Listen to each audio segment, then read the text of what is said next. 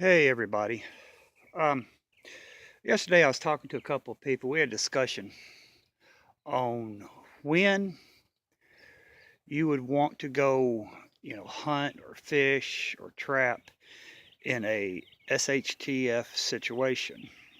Would you want to do it right off the bat, as soon as something happened, or would you want to kind of wait and just live off your, stockpile of food? Me, I said I would go out and start hunting and trapping and fishing right off the bat. So that way, say in hard times, say it gets super, super, super cold, or you get an ice storm, or, you know, um, heavy rains where you can't go out and hunt and you got to, you know, eat the food you have. But see, me, I know how to preserve, say I get a deer, I can preserve that deer by cold smoking it, by, cutting it up and pressure cooking it and putting it into a root cellar where I don't have to go out every day to hunt a deer and waste that meat. A lot of people don't know how to preserve, you know, um, preserve fresh kill. They eat what they could and then throw it in the freezer. But in a SHTF situation, you might not have a freezer, for you might not have power, or you might not have a home. You might be living in a tent or a cave or something like that. So we got into a pretty long discussion, and I was the only one that said that I would go right off the bat. Everybody else said, they would wait for a month or so, or they would wait until their food stock got down low to resupply. Me, that's crazy. I wouldn't. That's like getting down to your last bullet and hoping a horde, you know, horde of intruders or rioters or looters or gang members don't break into your house and you just got one bullet and you meant to go to the trade or go to the store and buy some more bullets. But you know, we had a pretty long discussion on that. What would be the best, if you did go hunt and fish and trap, what would be the better options, which, sorry, the damn sun, what would be better? And me personally, I think trapping would be the way to go. Granted, you'll just be getting small animals like rabbits and squirrels and, coons and groundhogs and, stuff like that. But if I was going to go hunting in a SHTF situation, I wouldn't hunt with a gun. I would hunt with a crossbow, with a bow.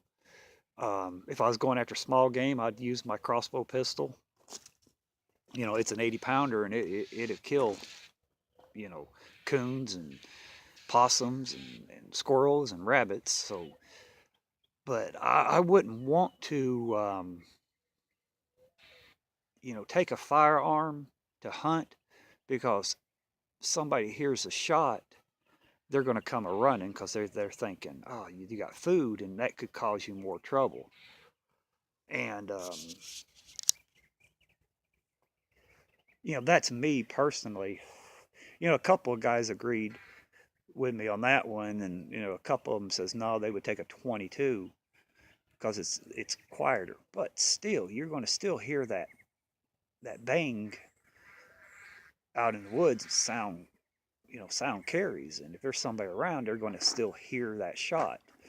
Um, I mean, what do you guys think? Would you guys wait to go do your hunting and your fishing and your trapping?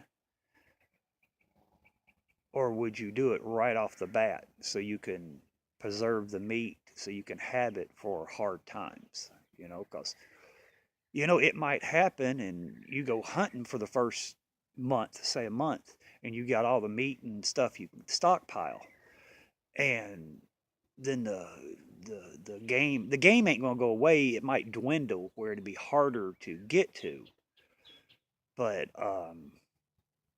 it's not gonna go away, but it's just gonna be harder for you to get to, and you might have to, instead of going a mile or two away from your home, you might have to go 5 to 10 to 15 miles away to find game. But that's what I tried to get my point across to him last night. And, I would want to do it right when it first happened. That way I know, say I got 6 months worth of food stock back. Well, if I can get a couple of deer or a bear or some small games and I can stockpile it and preserve it and get it ready, that could give me another 3 to 4 more months worth of food. And say a normal person has 6 months. Well, when they get down real low, say 2 or 3 weeks worth of supplies, then they decide to go hunting, they might not be nothing out there to get. But I don't know. Everybody has their own way of doing things, and but for me personally, I would do right off the bat, just like the trapping and the using a bow for hunting to keep down on noise. And but like they disagreed with me, for the most part. They said they would wait, and I got boys. I wouldn't wait. I'd make sure there's food. So that's 6 months, and I got food and 3 months of meats. 9 months later, I might be running slim and have to go out, but that's 9 months I have, and my boys will have to eat, and I don't have to really worry about it. By then, a garden, your garden would be coming in. You could be trading for chickens or goats or rabbits or eggs. But there's always different things that could happen. But my question to you guys when would you go hunting or trapping or fishing in a SHTF situation? Would it be right when it happened? Would it be a month, 2 months, 3 months, when you're almost out of food? And what would you use? Would you use a bow? Would you use a rifle? Would you use, a shotgun? Would you use traps? And we got on another subject about, where to fish at. And I told them, if I want to fish, I'm going to go to these small, out of the way places where nobody's going to come. And they said, you're crazy. The only thing you're going to be able to catch is little, half pound fish. What's wrong with that? If I can catch 20 or 30 small bluegills or small little catfish without being seen by anybody, I'm okay with that. I can set my crawfish traps, and if I can get a mess of crawfish to go with that, okay. But they all said they would go to like the lakes and to the dam, where there's big fish, because they want to catch big fish. And like I try to tell them, if you're down there fishing and you catch some big fish, they could be somebody laying in wait to take your food, take the fish from you. And they said, oh, we won't go by ourselves, we'll go in groups. It doesn't matter if you're in a group or not. You got somebody, with a rifle setting up in the woods away from you, they can still shoot you. And when you hear gunshots, what's going to go? You're going to drop your stuff and run and get away because you know what they're after. So you're in a, lose-lose situation. You'll lose your fish, you'll lose your life, you lose your gear. So me, I'd hit all these creeks and these little inlets, out of the way. I don't care if I have to walk through briars and thickets to get to them. That's what I would do. Out of sight, out of mind. People ain't going to realize, hey, I'm going to go back here. There's somebody might be back in here. That's me. Maybe I'm seeing that wrong. I don't know, but that's what I would do. What would you guys do? Would you guys fish little creeks in little inlets or for the smaller smaller fish and crawdads and stuff like that to get a mess of them? Or would you want to go to a place, where you could be seen fishing, like at the dam or at the, lake or something where there's big fish, but you're going to take a chance of getting spotted and shot at, or anything could happen. But that's my questions for you guys today. I'm gonna get you guys thinking what you guys would do, how you guys would act.